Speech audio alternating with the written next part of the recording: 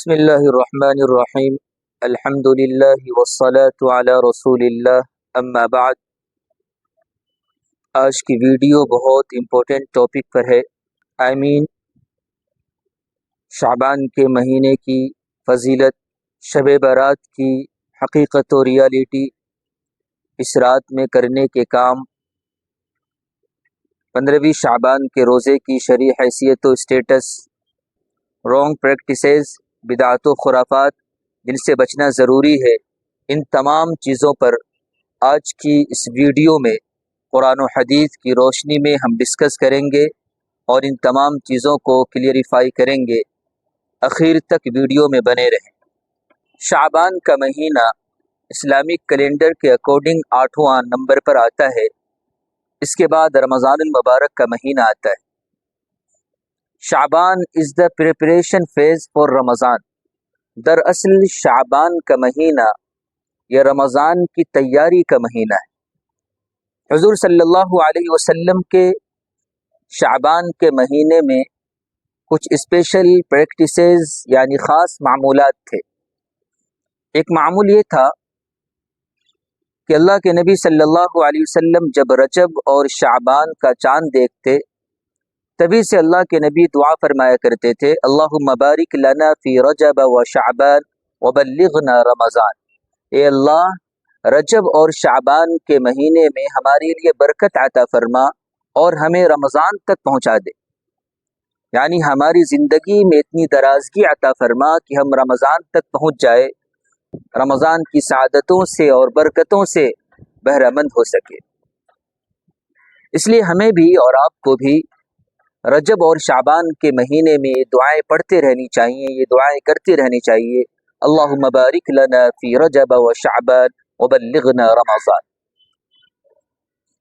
ایک معمول اللہ کے نبی صلی اللہ علیہ وسلم کا تھا جسے امام بخاری اور امام مسلم نے روایت کیا ہے۔ حضرت عائشہ رضی اللہ عنہ فرماتی ہیں، ما رأیت رسول اللہ صلی اللہ علیہ وسلم استکمل صیام شہر قط الا رمضان وما رأیتہ فی شہر اکثر صیام منہ فی شعبان، کہ میں نے اللہ کے رسول صلی اللہ علیہ وسلم کو رمضان کے علاوہ کسی مہینے کے مکمل اور پورے روزے رکھتے نہیں دیکھا، اور میں نے شعبان کے علاوہ کسی مہینے میں اللہ کے نبی صلی اللہ علیہ وسلم کو سب سے زیادہ روزہ رکھتے ہوئے نہیں دیکھا۔ پتہ چلا کہ اللہ کے نبی صلی اللہ علیہ وسلم رمضان کے بعد سب سے زیادہ روزہ شعبان کے مہینے میں رکھتے تھے۔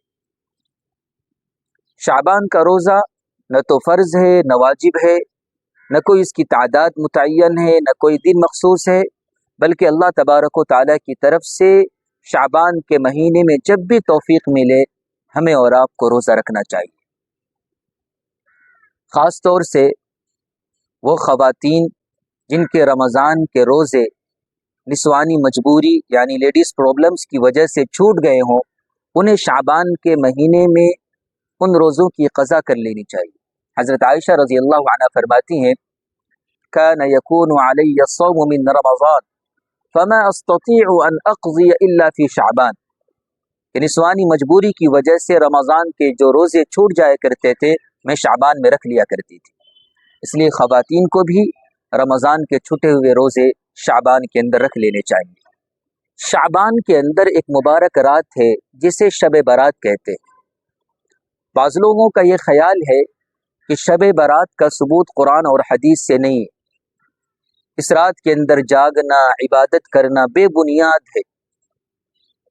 بعض لوگ اسے بدعت کہتے ہیں، تو یہ سمجھنا چاہیے کہ بدعت کہتے کس کو ہیں؟ بدعت کہتے ہیں کسی چیز کا جو قرآن اور حدیث سے ثابت نہ ہو اسے دین کا حصہ سمجھ لینا، اسے بدعت کہتے ہیں۔ شب برات کے متعلق یہ کہنا بدعت ہے، یہ بالکل نامناسب اور غلط بات ہے، کیونکہ تقریباً 10 صحابہ کرام ہیں جو شعبان کی فضیلت کے متعلق احادیث اللہ کے نبی صلی اللہ علیہ وسلم سے نقل کرتے ہیں۔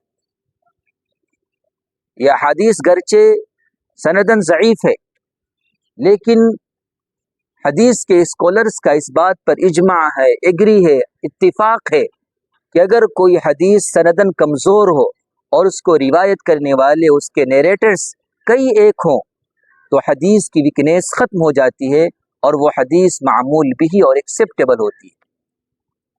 شب برات سے متعلق احادیث بھی اسی قسم کی ہے، بہت سارے صحابہ کے روایت کرنے کی وجہ سے وہ حدیث ایکسیپٹیبل ہوگی، اس پر عمل کیا جائے گا۔ شب برات کی فضیلت تو ثابت ہے۔ اب سوال یہ ہے کہ اس رات کے اندر کون سی عبادت کرنی چاہیے، ہمیں کیا کرنا چاہیے؟ یہ بات ذہن کے اندر رکھے کہ شب برات میں کوئی خاص عبادت، اسپیسیفک ورشپ منقول نہیں ہے، کوئی خاص نماز، کوئی خاص انداز میں، کوئی خاص رکعتوں کے اندر احادیث کے اندر اس کا تذکرہ نہیں ملتا، بلکہ نفلی عبادات، قرآن کریم کی تلاوت ہو، نفلی نمازیں ہو، صلاۃ التسبیح ہو، تہجد ہو، ذکر اذکار ہو، درود شریف ہو، یہ عبادتیں آدمی کو کرنی چاہیے۔ اور ساتھ ساتھ کچھ بدعات و خرافات، رانگ پریکٹسز ہیں جن سے بچنا چاہیے۔ فار ایگزامپل، ہر سال شب برات میں قبرستان جانے کو ضروری سمجھنا، اس سے بچنا چاہیے۔ حدیث کے اندر آتا ہے کہ اللہ کے نبی صلی اللہ علیہ وسلم پوری زندگی میں ایک مرتبہ شب برات میں قبرستان جنت البقیع تشریف لے گئے۔ تو جس عبادت کی جو حیثیت ہے اس کو اسی حیثیت پر رکھا جائے، اس کو اس کی حیثیت سے نہیں بڑھانا چاہیے۔ ہمیں اور آپ کو بھی شب برات کے اندر کسی سال قبرستان چلے جانا چاہیے، کسی سال نہیں جانا چاہیے، لیکن ہر سال شب برات میں قبرستان جانے کو لازم سمجھنا، شب برات کے لیے ایسنشل جز سمجھنا، پارٹ سمجھنا، اور نہ جانے سے یہ تصور کرنا کہ شب برات ادا ہی نہیں ہوئی، یہ غلط بات ہے، اسے چھوڑ دینا چاہیے، ترک کرنا چاہیے۔ اسی طریقے سے بہت سارے لوگ شب برات میں حلوہ بناتے ہیں اور اسے دین کا حصہ سمجھتے ہیں، اور یہ خیال کرتے ہیں کہ اگر سویٹ ڈشز نہ بنائی جائے، حلوے نہ بنائے جائیں تو شب برات ادا ہی نہیں ہوتی۔ یہ بات ذہن میں رکھے کہ شب برات میں حلوہ بنانے کا تعلق نہ تو قرآن سے ہے، نہ حدیث سے ہے، نہ صحابہ کی زندگی سے ہے، یہ ہمارا من گھڑت طریقہ ہے۔ اصل میں شیطان انسانوں کا دشمن ہے۔ شیطان یہ نہیں چاہتا کہ مسلمان اس مبارک رات میں اللہ کی عبادت کر کے جنت کا مستحق بن جائے، اس لیے شیطان نے کھانے پکانے کے اندر لگا دیا، اس مبارک رات کے اندر حلوے پکانے میں، کھانے میں، تقسیم کرنے میں اپنی مبارک وقت کو ضائع کر دیتے ہیں اور عبادت کی توفیق نہیں ملتی۔ اس لیے سال کے 12 مہینے میں جب چاہے حلوہ بنائیں کھائیں، لیکن اس مبارک رات کے اندر، شب برات کے اندر یہ سمجھ لیں کہ حلوہ بنانا کوئی عبادت نہیں ہے، اس کا کوئی ثبوت نہیں ہے، اس کو ترک کر دینا چاہیے، چھوڑ دینا چاہیے۔ اخیر میں ایک بات یہ عرض کروں کہ شب برات کے بعد والا دن یعنی 15ویں شعبان، اس دن روزہ رکھنا نہ تو فرض ہے اور نہ واجب ہے، نہ سنت ہے، بلکہ ایک حدیث کے اندر آتا ہے کہ اللہ کے نبی نے فرمایا کہ اذا كانت ليلة النصف من شعبان قوموا ليلها وصوموا نهارها، کہ جب شعبان کی 15ویں رات آئے تو رات میں عبادت کرو اور دن میں روزے رکھو۔ یہ حدیث سندن ضعیف ہے، اس لیے اس حدیث کی بنا پر اگر 15ویں شعبان کے دن روزہ رکھنا چاہیں رکھ سکتے ہیں، اجازت ہے، زیادہ سے زیادہ اسے مستحب کہہ سکتے ہیں، یعنی اگر رکھیں گے 15ویں شعبان کو روزہ تو ثواب ملے گا، نہیں رکھیں گے تو کوئی گناہ نہیں ملے گا، اور نہ رکھنے والوں کو نہ تو برا بھلا کہنا چاہیے اور نہ لعن طعن کرنا چاہیے۔ یہ ہے کچھ اہم باتیں شب برات سے متعلق۔ اس مبارک رات کے اندر اپنے اوقات کو انفرادی طور پر انڈیویجولی جتنا زیادہ ہو سکے اللہ کی عبادت کے اندر گزارنا چاہیے۔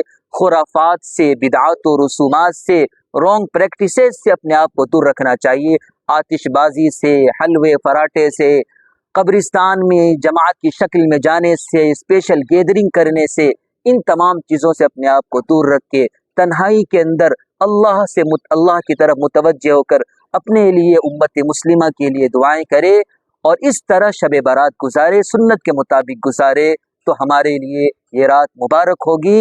بدعات و خرافات سے اپنے آپ کو بچائیں۔ اللہ تبارک و تعالی ہم سب کو سنت کے مطابق ماہ شعبان شب برات گزارنے کی توفیق عطا فرمائے، صراط مستقیم پر باری تعالی ہم سب کو گامزن فرمائے، عمل کی توفیق عطا فرمائے، آمین۔ وآخر دعوانا الحمد للہ رب العالمین۔